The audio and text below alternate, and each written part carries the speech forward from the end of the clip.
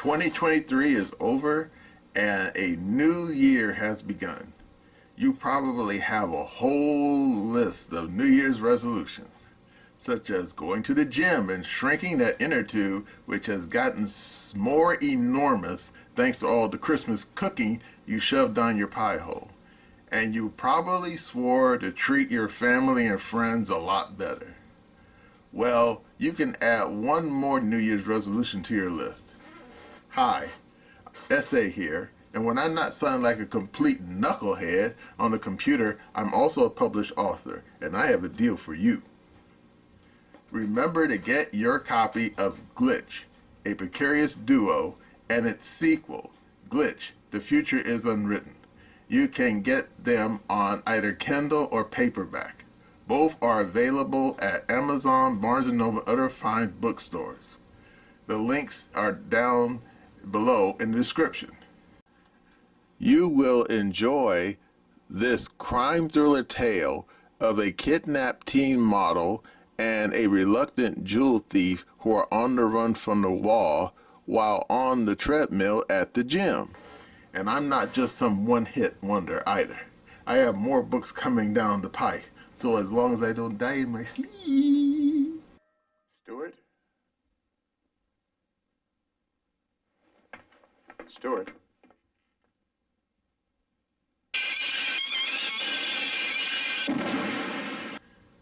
You'll see those other books too. Now let's get back to the video.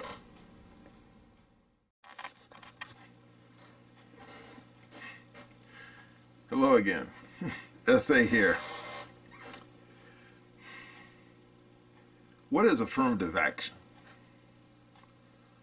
Well, it's not what you think it might be. Indeed, the textbook definition of affirmative action is basically government intervention in employment and in pay and education. That's all. And indeed, affirmative action is been around for quite a while. Indeed. And it's not an American thing per se. In fact, many countries have had some form of affirmative action, such as France, Finland, Norway, Serbia, England, even Soviet Russia. In fact, the Soviet Russian version is probably one of the earliest forms of affirmative action that ever existed. But remember, he dealt with communists, so their idea of affirmative action was not politically correct at all. Yeah, indeed, they started their affirmative action sometime in the 1920s for what, and I'm not making this up, what they referred to as culturally backward people. That's right. That's what they said. That's what was written down. And what the hell the Ruskies meant by that, or I should say Soviets? Yeah, it was basically a term for various people, I guess, who were living way out in the hinterlands like Siberia. And it was deemed by the communists that these people's cultures were backward vis-a-vis, Marxist-Leninist stuff. And thus, the Soviets decided that these people would be given a leg up in education, and factory work and whatnot. And strangely enough, even after the Soviet Union went kaput, some of those old Soviet affirmative action laws are still on the books. Are they enforced? I'm not sure about that. But here in the good old US of A, our affirmative action only goes as far as JFK. Yeah, in fact, according to the history books, before he got himself shot, Kennedy filled out an executive order basically saying that all government contracts should be issued regardless of race, creed, color, national origin of the person, trying to get that government contract. Sounds fair. And then LBJ, who didn't get shot, he expanded upon it to add sex, national origin, and to the executive order. But, and this is a big but too, it said that as part of the executive order, that there would be no quota system. Nope, no quota system.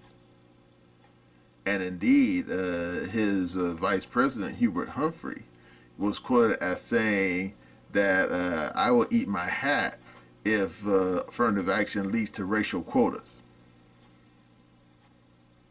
Sounds like a smart man.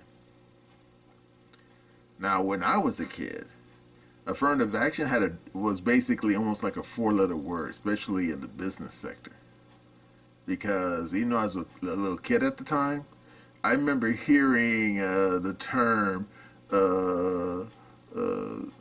if you saw someone it didn't matter what the business is. Could have been an office. It could have been people at the local McDonald's flipping burgers. If you saw one token brown person there, he would hear almost in a snarky kind of way someone said, yeah, that's our token, or that's our affirmative action hire. Yeah, they would say shit like that out in the open, like they didn't care who heard them. And at the time I was a kid, I didn't quite understand what that meant. But then when I later became an adult, then I said, oh, that's what it meant. And why is that? Well, the presumption was that someone who is brown, this was 1970s, and probably got their position not on the merits, but because of affirmative action. In other words, the company, or I should say the company, had to bow down to federal rules and allow someone into the company that probably didn't really deserve that position. I mean, that was the implication. Now, was that true in every instance?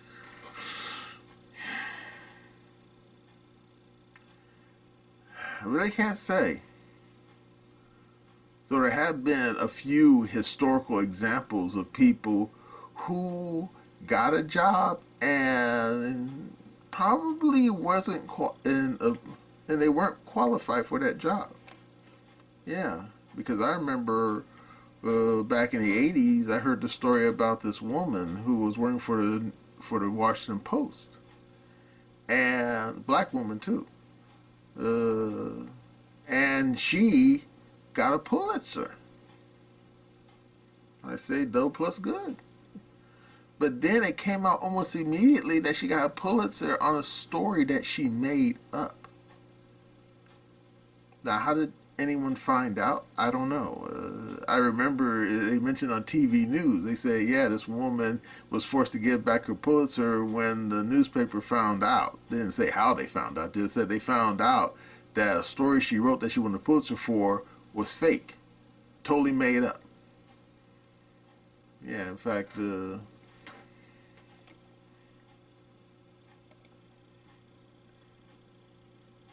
yeah, Janet Cook, who's still alive. Well, for how much longer, anyone's guess. Yeah. She worked for the Toledo Blade, and then she immediately got a job at Washington Post. And then she wrote a real crackerjack of a story, and they got her a Pulitzer, and then it got her fired. Now, why she go do something stupid like that? I don't know. Maybe she was just a better fiction writer than she was a nonfiction writer.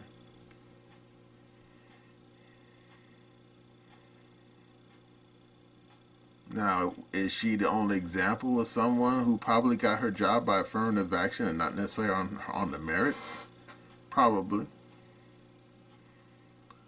But the thing is, this video is not really about affirmative action per se. It's more about what came after affirmative action. You know, diversity, equity, inclusion, or DEI. And of course, you say, "Oh, Pete, don't talk to me about DEI again." Yeah, I know. I don't like talking about it because it just gives me acid reflux too. But this one particular incident of DEI, you can't ignore. Now, anyone who's been paying attention to the news knows about that woman who was running Harvard, the school. You know, Gay. You know, Claudine Gay. Well, a funny thing happened. Claudine Gay was forced to give up her position at Washington, at Harvard. She's no longer president. Who's going to replace her? Don't know yet. But the thing is, she probably was forced out, not so much because of her testimony in Congress. I mean, that was pretty bad. But in the end, I think what probably got her to lose her position was that she was not qualified for it. And you say, not qualified how? Well, unless you've been living under a rock, you probably heard that most of her paperwork, you know, published works, were basically copied and pasted from other writers, better writers. And apparently, this is the part that's galling. Apparently, there were more than a few people at Harvard that knew about it and basically were covering for her. Why? Because of diversity, equity, and inclusion. Indeed, Greg Gutfeld, the goofy guy, yeah, I like him, he's funny, you know, some people don't like his humor. He said that Gay, she basically is a victim of an institution.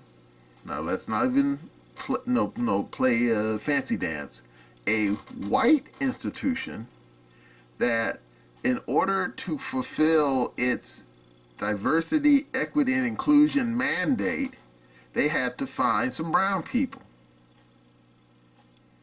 Problem is, according to Gutfeld, the pot of available people who could basically, you know, step up to the plate and do the work was not that big. And when you have like a whole bunch of institutions, businesses, universities, and oh my God, even the government are looking for people to fill out their diversity, equity, inclusion mandate, you're dealing with a finite pot of people. Now, the people who probably can do the work were probably snatched up right away. And even the second tier people who probably could do the work, but they needed a little probably refresher course, they were snapped up too. And then who was at the bottom, and then who was left? Well, the people at the bottom of the list. And according to Gutfeld, Gay was obviously one of these kind of people. Someone who clearly was not ready for prime time, metaphorically speaking. And was snatched up anyway because the school needed to fill out its DEI portfolio. And therefore, she was the only one who was available, so they snatched her up, gave her that job. But it was clearly obvious that the woman was not up to the task. And her performance at the damn congressional hearing was clearly a foretaste.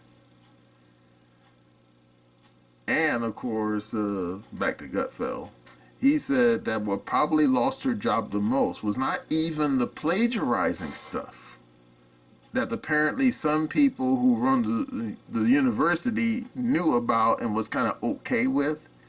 What probably got her canned or got her to resign, depending how you look at it, was probably the fact that she presided over the loss of not 100, not 200, not 300 million, but over $1 billion in donations that were pledged for the school, but then were rescinded after all that anti-Jewish mucky muck, kicked off inside the boundaries of the campus, and how she either was unwilling or more likely unable to tamp it down.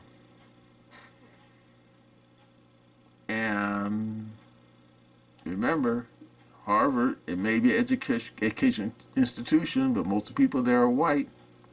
And as my father once told me, when it comes to white folks, you can break into their house, you can eat the food out of the refrigerator, you can kick their dog, you can even mess with their wives, but never, never, ever mess with the white man's money.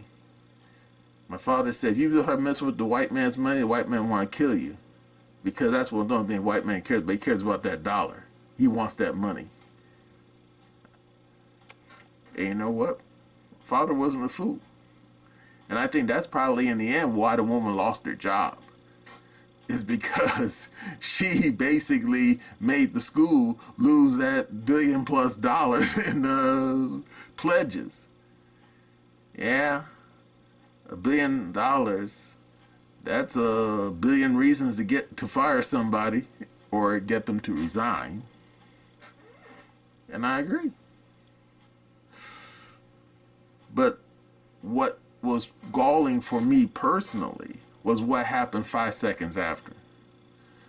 Because I don't know if you were paying attention, but they said that before she was dismissed, Barack Hussein Obama, calling from his beachfront property out there in damn, where is he living at? Not in the Hamptons, is he? I don't think it's Martha's Vineyard, somewhere on the East Coast. Yeah, he called it from his palatial estate and was basically telling the people who run the Harvard, don't fire that woman. Why? I don't know. Maybe she's a close personal friend of his. But he did make some phone calls. Apparently, he didn't make enough phone calls, obviously. Woman still lost his job. And then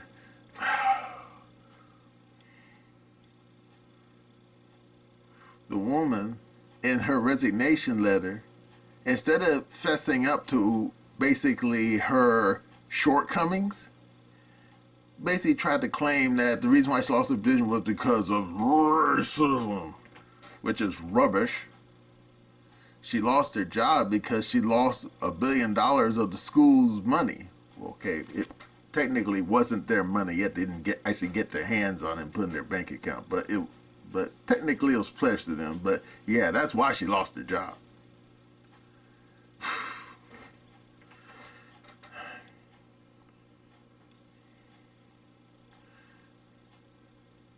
And then, of course, old Al Sharpton had to throw in his 2 cents. Now, anyone who's known Al Sharpton as long as I have knows that the brother, he hasn't never turned away from a potential meal ticket. I mean, anyone who remembers him back from the 80s and 90s knows that he was kind of portly, to say the least. And another thing he never turned down was a potential racial controversy. I mean, anyone remembers Twally Brown can testify to that. And then he throws his 2 cents in and basically says, "Oh yeah, the woman got thrown out of her job because these dreaded evil white people didn't want her around." And I'm thinking, dude, are you that senile Or have you just been caught in your ways so long that you don't know nothing else? And I'm thinking probably the latter. I mean, he's been race hustling for so long that he don't know nothing else. I mean, the brother, he just can't, take a big picture and look at what's going on here. I mean, we're not talking about some of the really old bad news stuff that happened back in the 20th century during the Civil Rights Movement. No, no, no, no, no, no, no. We live in a different world than that world in the past, where you had all those bad Jim Crow laws and where you had a lot of those old anti-miscegenation laws. We don't live in that world anymore. Indeed, a lot of these liberals and leftists who basically take over a lot of these institutions, they go out of their way to virtue signal and say, oh, we love brown people. I mean, we don't necessarily invite them to our Christmas parties, but we love brown people. I mean, they say that all the time. And even some of these knuckleheads, you see them on damn stupid social media, filming themselves, giving brown people, like $1. Say, yeah, brown person, here's $1. That way they make sure they film themselves doing it. That way they can get like brownie points on like a TikTok or some bullshit like that. In fact, I remember seeing a video like that where some clown and had his car filled up to the brim with brown people saying, look, I bought these brown people a bunch of artery clogging fast food because I care about brown people. Yeah, and I'm thinking, yeah, and I know that you'll never see those brown people again. I tell you, sometimes some of these white liberals and white leftists, they try too hard. Which is probably why Gay got her job. Yep. And a woman was not qualified for it. Makes you wonder if the guy at that DEI office over at Harvard is going to lose his job now for basically putting her name in the pot in the first place to be the damn campus president. Well, if he's a white guy, maybe.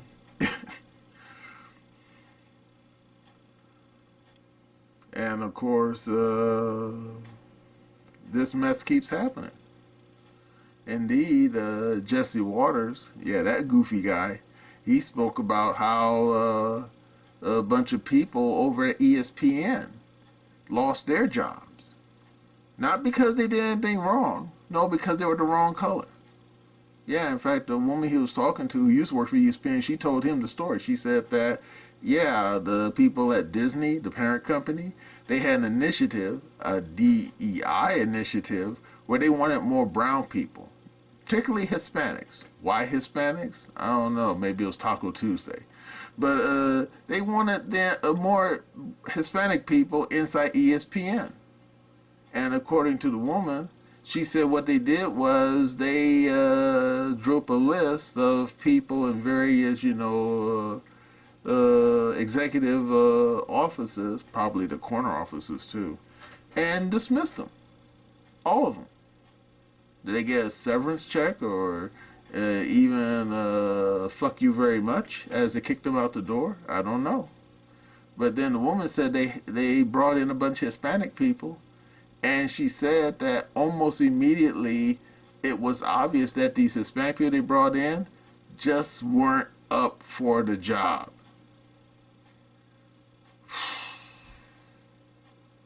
And no, she didn't elaborate. So we don't know if they were like knocking over the vases or pointing the cameras in the wrong direction or had their damn microphones upside down when they were trying to interview people. I mean, she didn't elaborate. She just said these people that they brought, these Hispanic they brought into the company, they just weren't up to it.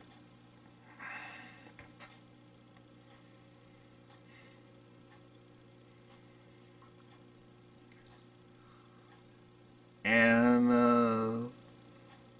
there you go. Now, me personally, I got no problem with brown people getting a good job. I mean, hell, if someone offered me a good paying job that pays real good, I might accept it. I think if I was up to it, and wait for it, if I thought I wasn't up to it, I would say thanks for thinking about me, but I don't think I'm up for this position. Honestly, I would say that because Mr. Eastwood, he long ago said that every man has got to know his limitations. And I agree. It's true. And unfortunately, some of these people who are brought into these institutions through this DIE bullshit, they don't heed those words. And they go into these positions and they basically make a fool of themselves. They screw up. And I remember back in the 20th century, when they had affirmative action, more than a few people said that that's the one thing they didn't like about affirmative action, was that some people were being brought into these institutions who weren't up to scratch. And when they screwed up and were forced to step down or basically dismissed, that experience, especially to a business institution that didn't have like a real history with brown people, that would then taint the damn pool of potential brown people who might come to that business later. Because then that business that brought some brown person in, they didn't work out, then they'll think, oh, what about these other brown people? Should we even bother? Yeah. And before you say, isn't that kind of a form of discrimination? Precisely. That's why I've always felt that, yeah, I like to see brown people, get up in the world, but at the same time, I want brown people to know what they're doing. That way they don't embarrass the rest of us. I mean, that sounds fair. Because, for example, what if you had appendicitis, okay? And you had to go to the hospital, and the people offer you two choices. Now, we have this young kid just came out of medical school, not at top of his class, and he's still interning, but he needs more practice in the operating room. And we want to put you under his care. In other words, put you under a knife in his care. Now, do you want this young kid who's still wet behind the ears, who's still learning? Or do you want this other fella who is board certified? He graduated at Johns Hopkins, top of his class. He interned at Boston General Hospital, one of the best medical centers in the world, I might add. And, wait for it, when it comes to appendicitis, this other fella, he's had over 10,000 successful surgeries when it comes to appendicitis. Went in there, cut him out, no problem, no complications, and the patient didn't die. Who do you want cutting on you?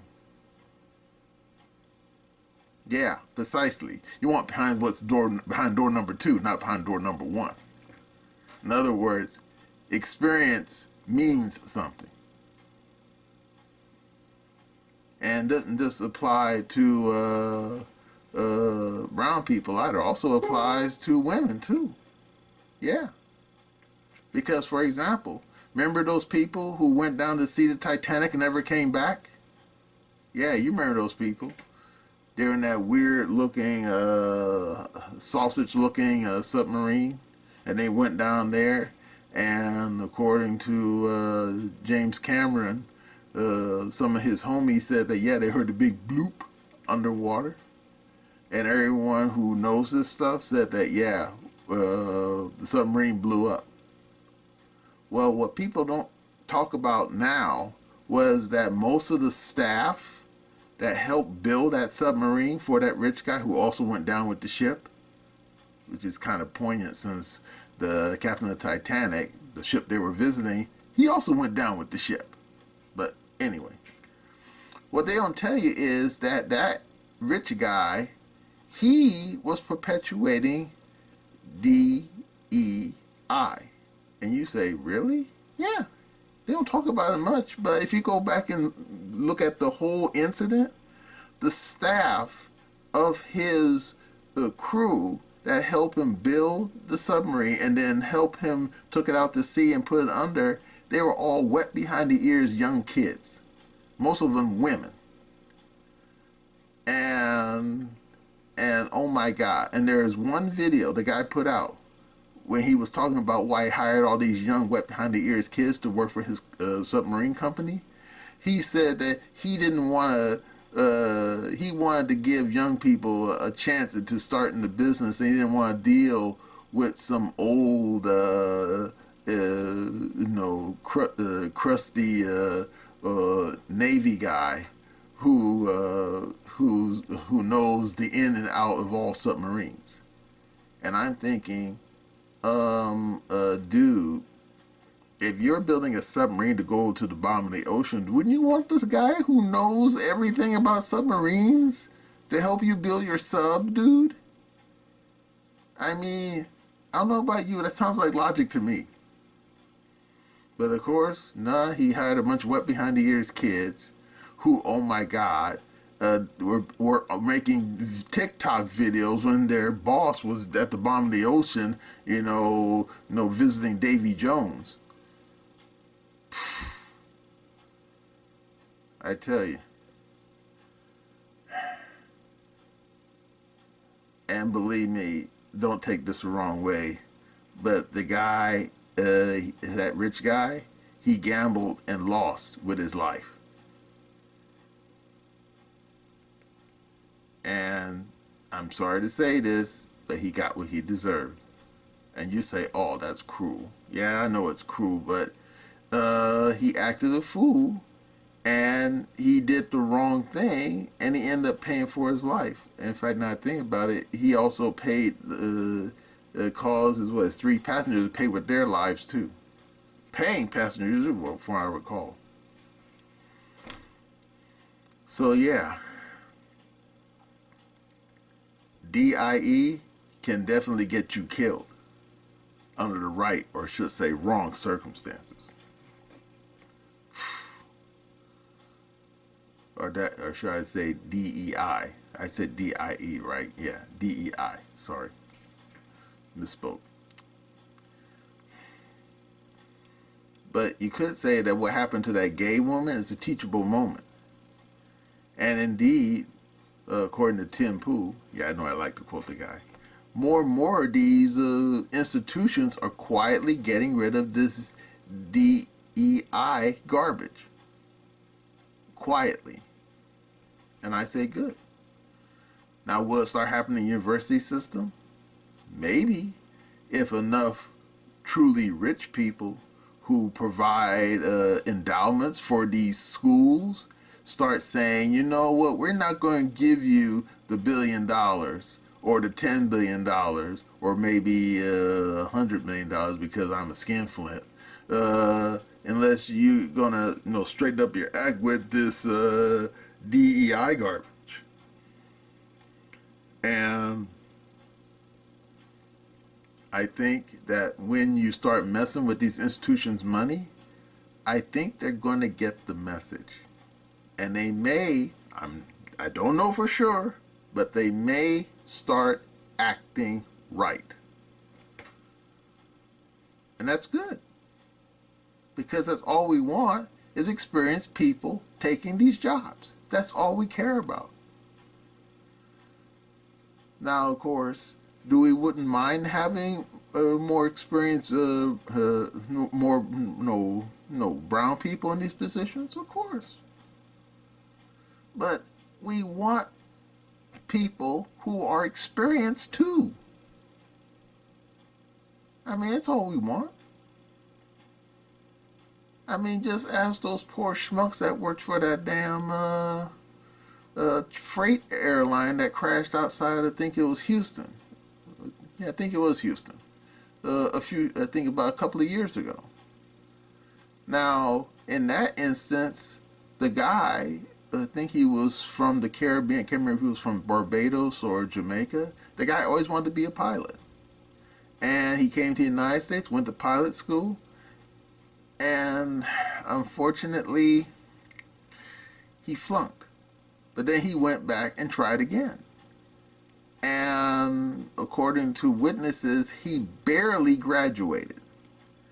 And then initially he did get a job, working commercially. But according to the news report, they said that he had a very poor work record. And yet, these people, he didn't lose his pilot license.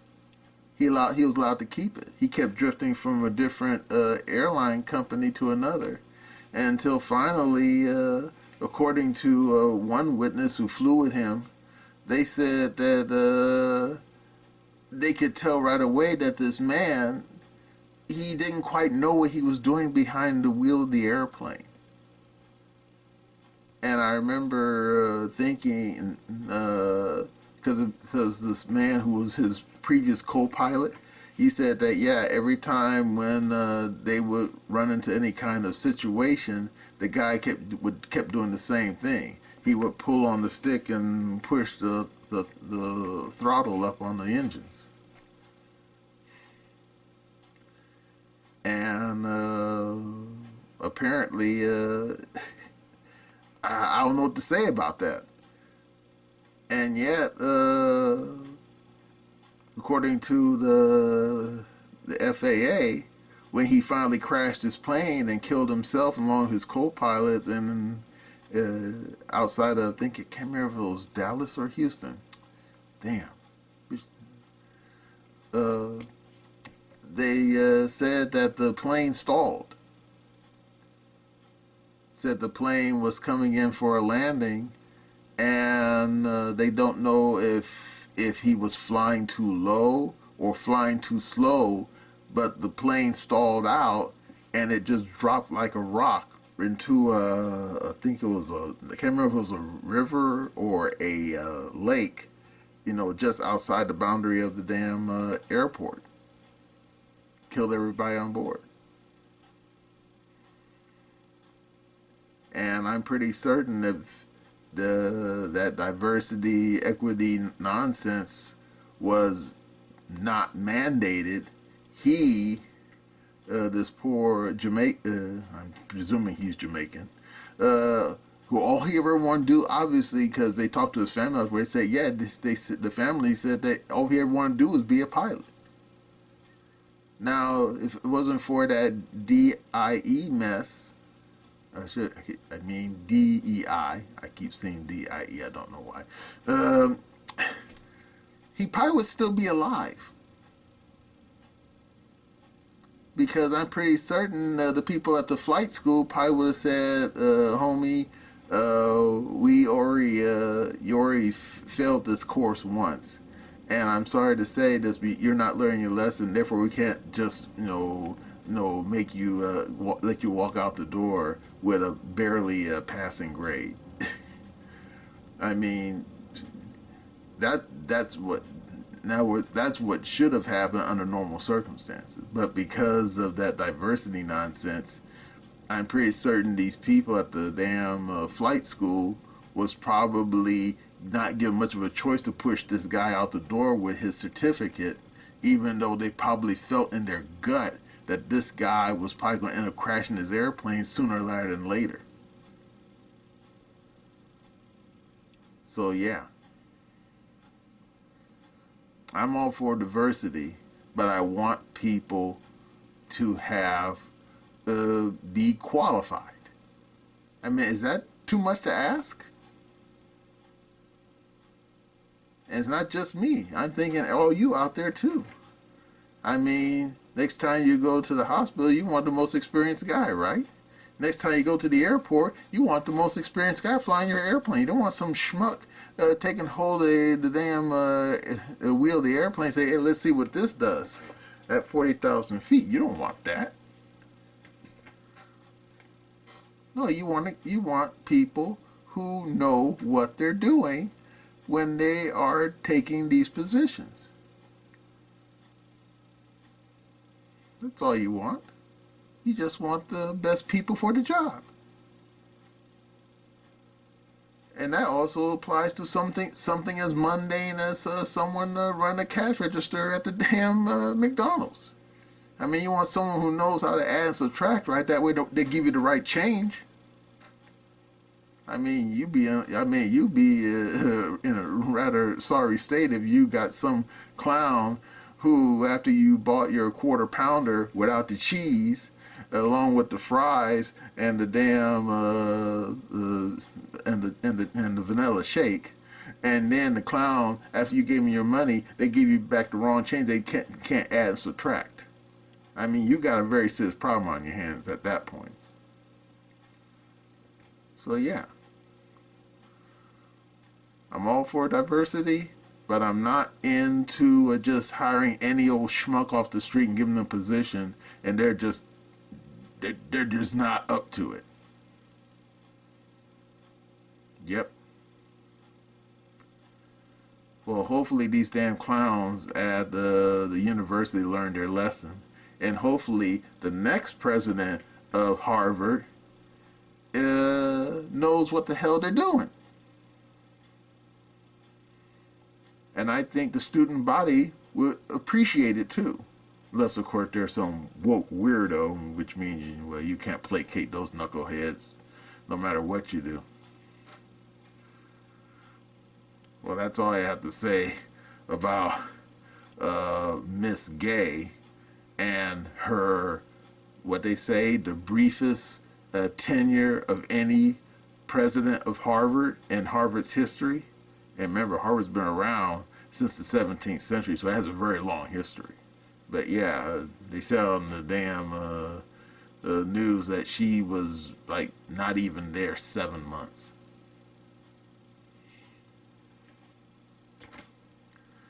Yeah, well, hopefully Harvard gets it right next time. Maybe. Well, that's all I have to say about that. And that's my opinion.